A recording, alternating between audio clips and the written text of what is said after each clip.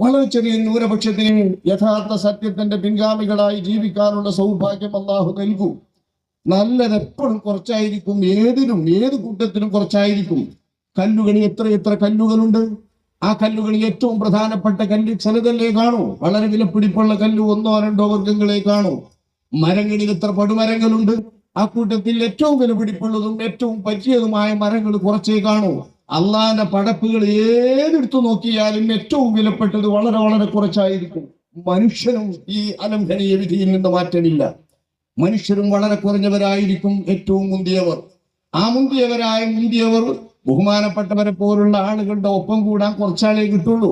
പക്ഷേ മഹാനൊരു വ്യക്തിത്വം അംഗീകരിക്കാത്തവരോ, മഹാനൊരു പണ്ഡിതനാണെന്ന് സമ്മതിക്കാത്തവരോ, മഹാനൊരു സത്യമുണ്ടാകും, ദീനിബോധം ഉണ്ടാകുമെന്ന് പറയാത്തവരോ കേരളത്തിൽ ആരെങ്കിലും കാണുമോ?